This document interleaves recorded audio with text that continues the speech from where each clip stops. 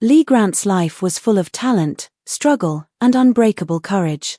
She once said, "I was blacklisted from the time I was 22, and that single sentence carried the weight of everything she lost and everything she had to rebuild." In 1951, Lee earned her first Oscar nomination for her role in Detective Story, a huge achievement for such a young actress. But just 2 days later, her name appeared in a government blacklist accusing her of being connected to communism. Overnight, her dreams shattered. The FBI began tapping her phone and following her everywhere. People she thought were friends avoided her. Her marriage fell apart under pressure, and she had to pawn her jewelry just to buy food for herself and her daughter. For 12 long years, no studio would hire her. Her income dropped from $75,000 a year to barely $4,000. To survive, she taught acting in secret under fake names. By the time she was allowed back into Hollywood, her youth was gone, but her spirit wasn't. Even now, at 99, she is still creating and directing, proving that her story was never one of defeat but of survival. Lee was born on October 31, 1925, in Manhattan. Her real name was Lyova Haskell Rosenthal. Her parents were Russian Jewish immigrants who had escaped horrific violence in Odessa. Her mother, Wisha, fled with her sister, leaving behind relatives who probably never made it out. They came to New York with nothing and lived in a small apartment on 148th Street. Her father, Abraham, worked endlessly as a teacher and real estate agent to support the family during the Great Depression. Life wasn't easy.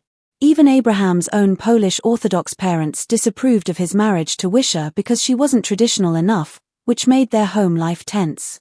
Lee's exact age was always uncertain because her immigrant family didn't have proper documents.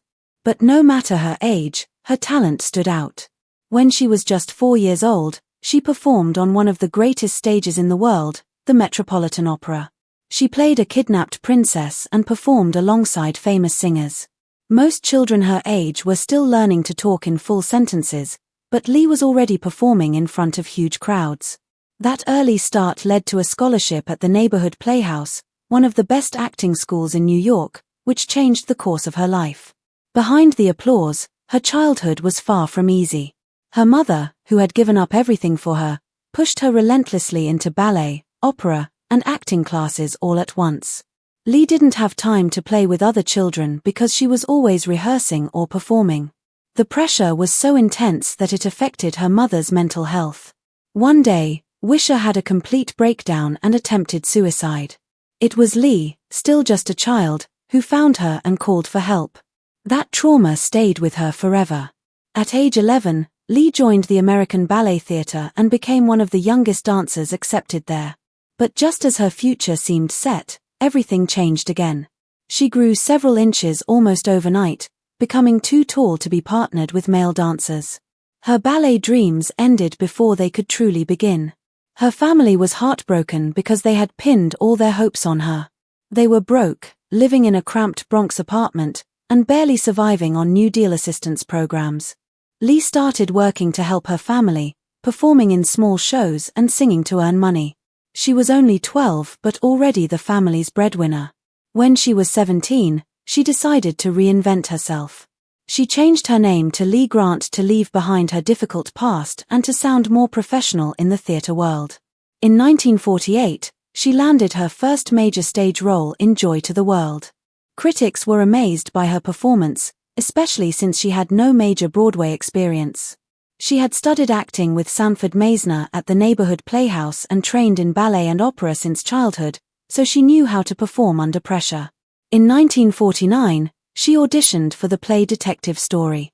Instead of auditioning for the young girl role, she asked to read for a 40-year-old shoplifter. That bold move changed her life. She played the character with so much depth that she won the Critics Circle Award. 2 years later, she played the same role in the film version alongside Kirk Douglas. She was only 25 and earned an Oscar nomination for her performance. That same year, she married screenwriter Arnold Manoff. He was involved with the Communist Party, something Lee never really understood or agreed with. But when she spoke at the funeral of actor J. Edward Bromberg and criticized the government's involvement in his death, her name was written in a government pamphlet accusing her of communist sympathy. 2 days after her first Oscar nomination, she was blacklisted. Her entire career collapsed overnight. Producers stopped hiring her. Friends avoided her out of fear. She lost her roles, her contracts, and her reputation. She had been cast in A Streetcar Named Desire, one of the biggest plays of the time, but she was suddenly removed from the production without explanation. People who had praised her talent now refused to speak to her. Her life went from glamorous to terrifying in a matter of days. The FBI began watching her every move. They tapped her phone and sent agents to follow her. She often said it felt like she was living on the head of a pin. Every move could destroy her. The stress crushed her marriage. She and Arnold were both blacklisted and had no income. He started writing scripts under a fake name, Joel Carpenter, earning barely enough to survive. Lee pawned her jewelry just to buy food for her daughter, Dina. They lived in a small building with other blacklisted families, each trying to help one another survive. She began teaching acting secretly in her Manhattan apartment, charging $25 per lesson. One of her first students was Sandy Dennis, who later became an Oscar-winning actress. Lee's honesty about the industry, about casting couches, sexism, and corruption made her a respected teacher. She taught about 20 students a week and earned around $400 a month, just enough to get by. But the blacklist had stolen her prime years, what she called her ingenue years, the time when she should have been rising to stardom. By the early 1960s, her marriage had fallen apart. She discovered that Arnold had been cheating on her even during their toughest years. They divorced in 1964, and he died of a heart attack the next year at just 50. Lee believed the stress of the blacklist had killed him. She started therapy in 1961 after suffering memory problems and emotional breakdowns from the trauma. Therapy was expensive, almost half her income, but it helped her understand why she always tried to please powerful men and why she had never felt secure. It became a turning point for her, teaching her to rebuild her confidence and later inspiring her to create documentaries about mental health and human struggle. Even when no one would hire her for films or television, Lee kept acting on stage. The Actors Equity Association allowed blacklisted performers to work in theater. She earned $55 a week performing in plays like Arms and The Man and the Wedding Breakfast. The theater community became her family, supporting each other through one of the darkest times in American entertainment history. During those years, she lived in poverty. Her income had dropped from $75,000 before the blacklist to around $4,000. Sometimes she had to borrow money or leave the country to find work. She traveled to Europe and took small television roles in Italy and the United Kingdom under fake names. She even got a facelift in 1963 to appear younger in hopes of getting work again, but it only made her feel more distant from herself. Her return to Hollywood came by chance in 1964. Her lawyer managed to make a deal with someone connected to the House Un-American Activities Committee, and her name was finally cleared. In 1965, she landed a major television role in Peyton Place as Stella Chernak, appearing in 71 episodes. Her emotional performance reflected all the pain and fire she had carried through those dark years. In 1966, she won an Emmy Award for the role, the only cast member to win. When Frank Sinatra congratulated her, she said it was the first time in years that she felt safe in Hollywood again. 2 years later, she starred in The Heat of the Night alongside Sidney Poitier, a film that won the Oscar for Best Picture. It marked her full comeback, proving she had not only survived but triumphed. Over the next few decades, she continued to work as both an actress and a director. She won another Academy Award in 1976 for Best Supporting Actress in Shampoo and went on to direct documentaries about social justice, poverty, and mental health subjects close to her heart because of what she had lived through. Lee Grant's life is one of endurance and transformation. She lost her career, her marriage, her stability, and even her sense of self, yet she never gave up. She rebuilt everything from scratch, teaching others the very craft that had once been taken from her. Her story shows that even when a system tries to silence you, your voice can still survive. Every scar she carried became a source of strength. Even now, at nearly a century old, she continues to tell stories, both as a warning and as a celebration of survival. What makes her journey even more powerful is that she never became bitter. Instead of hatred, she turned her pain into art. She directed films that exposed corruption, sexism, and inequality, the very things that had once destroyed her career. Her documentary Down and Out in America won an Oscar in 1986 and gave a voice to those living on the edge of society. She showed the world that art could still tell the truth, even after being silenced for more than a decade. Lee Grant's story is more than Hollywood history, it's a story of courage against injustice. She went from being the youngest performer at the Metropolitan Opera to a woman blacklisted and watched by her own government, to a survivor who rebuilt her life and earned some of the highest honors in film. Her life reminds us that no matter how deep the darkness gets, talent, truth, and resilience can still find their way back to the light. Her role as Mrs. Colbert was deeply emotional because, in real life, she had just lost her husband, Arnold Manoff, to a heart attack. When Sidney Poitier told her on set that her character's husband had died, she didn't have to act. The pain in her eyes and the tears on her face were completely real. The director knew something powerful was happening and told the crew to keep the cameras rolling. What ended up on screen wasn't acting at all, it was her true grief finally breaking free. That scene became one of the most moving and unforgettable moments in the film, showing the real connection between her personal loss and her art. Later that same year, she appeared in Valley of the Dolls, playing Miriam Poehler, a tough and ruthless talent agent navigating the drug-filled world of Hollywood. She brought her own life experience into that role. She had seen firsthand how cruel and desperate the entertainment business could be, how it could break dreams and destroy people from the inside. The film was a box office success, even though critics didn't like it. Audiences, however, were drawn to her performance because it felt so real. People could sense that she wasn't just pretending, she was channeling the darker side of her own story. In 1962, she married producer Joseph Feury. At first, many people in Hollywood didn't trust him because they suspected he might share the same left-wing politics as her late husband, which had led to her being blacklisted years earlier. But Joseph stood by her no matter what. He supported her when she needed to rebuild her life and career from nothing. Together they had a daughter named Belinda, and their marriage gave her the sense of stability and peace she had never known before. By 1969, she earned another Oscar nomination for her role in The Landlord. In it, she played a racist mother from Long Island, an especially shocking role given her own progressive beliefs. Critics were surprised she agreed to play such a hateful character, but she explained that she based it on people she had known in real life, even members of her own family. Through the performance, she exposed how prejudice could hide in everyday homes behind smiles and politeness. It was a brave and risky role, but it showed her willingness to explore uncomfortable truths and her strength as an actress unafraid to take on anything. On March 29, 1976, she finally won an Oscar for her role in Shampoo. She was 50 years old, though she had been pretending to be younger for years. During her acceptance speech, she made the crowd laugh by saying, "I really must have wanted this. Otherwise, why would I wear an old wedding dress?" Few people knew that when she returned to Hollywood in 1964, the mayor had helped her change her birth year on her driver's license so she could keep working. Her part in Shampoo was only 18 minutes long, one of the shortest ever to win an Oscar, but it meant everything to her. For the first time, she said, she felt like she had no enemies left in Hollywood. That same year, she received another Oscar nomination for Voyage of the Damned, where she played a Jewish refugee. This story was very close to her heart, since she herself was Jewish and her family had lived with the fear of the Holocaust. Though she appeared in only a small part of the film, her performance was powerful enough to earn her yet another nomination.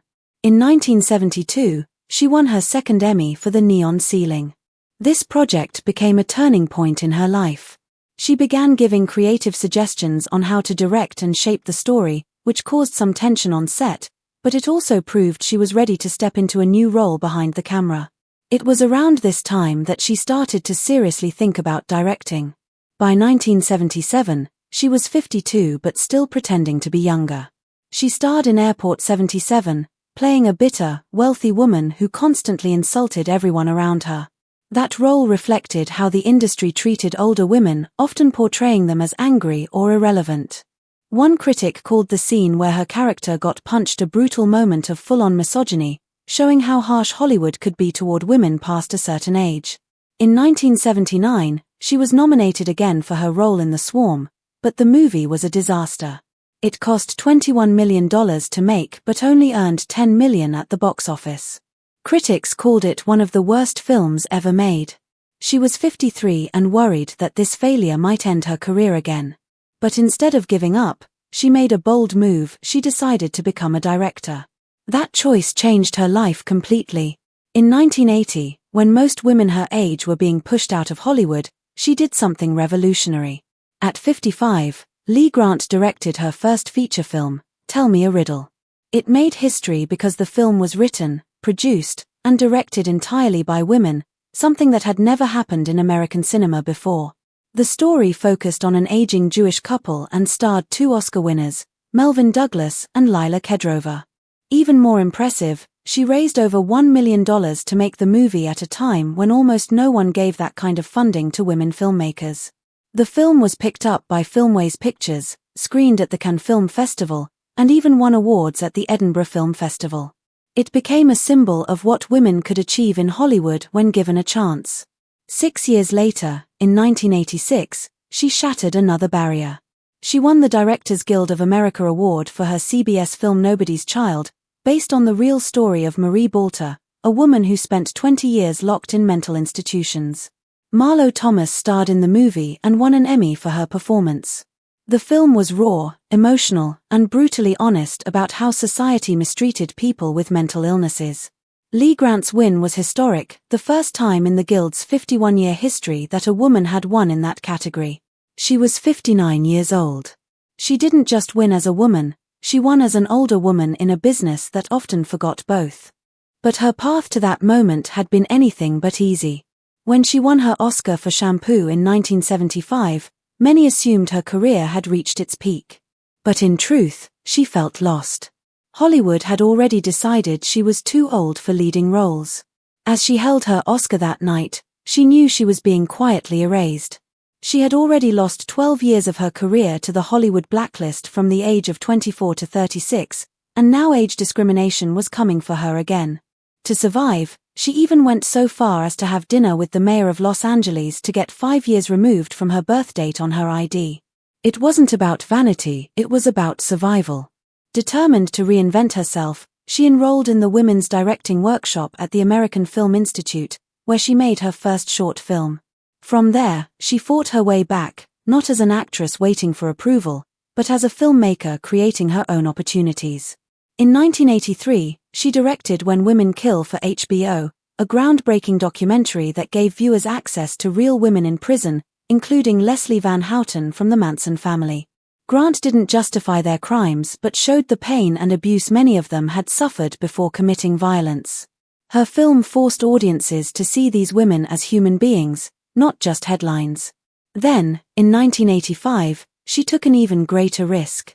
She directed What Sex Am I?, one of the first documentaries about transgender people ever made.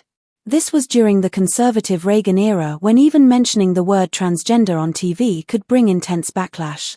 But Lee Grant refused to stay silent. She traveled across the United States, from California to New York, meeting real people who were simply trying to live as themselves. Critics called the film years ahead of its time raw, brave, and deeply human. It opened the door for future documentaries like Paris is Burning. In 1986, she directed Down and Out in America, another HBO project. This time, she explored poverty in Reagan's America, showing farmers losing their land and factory workers being laid off by the thousands. She received threats for exposing such painful truths, but her courage paid off. The film won an Academy Award for Best Documentary Feature, tying with another film. It was also HBO's first Oscar win ever. With that, Lee Grant became the only actor to win both an acting Oscar and a directing Oscar for a documentary, something that no one else has achieved even today. Her work on television was equally groundbreaking. She had already won an Emmy in 1966 for Peyton Place and another in 1971 for The Neon Ceiling, a film about a suburban mother who leaves her family to rediscover herself, stories rarely told on TV at the time. Through the 1980s and 1990s, she kept getting nominated for Emmys, including for her directing. She wasn't just making television, she was changing what television could be. In 1989, she directed Battered, a documentary about domestic violence. She interviewed both victims and abusers without sugarcoating anything. The film became a teaching tool in schools and even helped shape public policy. People magazine praised her as one of the most fearless filmmakers of her time. The following year, both New York City and Los Angeles County officially honored her for her contributions to society. That same year, Women in Film gave her their first ever Lifetime Achievement Award, recognizing her decades of impact. Then, in 2023, she surprised everyone during an interview when she casually revealed that she was 97.5 years old, born in 1925. For decades, she had told the world she was younger, even Wikipedia and IMDb had her age wrong. She laughed about how the reporter didn't seem shocked enough and had to remind them to act surprised. She explained that she had started lying about her age in 1964, when she returned from the blacklist, saying she was in her early 30s instead of 39. She even coached friends and colleagues to help keep the lie alive. It wasn't about vanity, it was about survival in an industry that shuts out older women. Her 2014 memoir, I Said Yes to Everything, told her complete story, the pain of being blacklisted from 1952 to 1964, when she refused to testify against her husband before the House Un-American Activities Committee. For that, she was banned from film and television for 12 long years. During that time, she survived by working in theater and teaching, while her husband wrote scripts under false names. The trauma was so intense that she said her mind sometimes blocked out people's names as a form of self-protection. She once described surviving that period as dancing on the head of a pin. As of 2025, Lee Grant is 99 years old. She's still sharp, still active, and still proud of who she is. Turner Classic Movies has already announced plans for a grand celebration of her 100th birthday on October 31st. She began her career on Broadway in 1951, 74 years ago, and she continues to inspire new generations. Today, she posts on social media, proudly showing her silver hair and signature red lipstick. She remains the oldest living film director in Hollywood, a symbol of endurance, courage, and the unstoppable power of reinvention.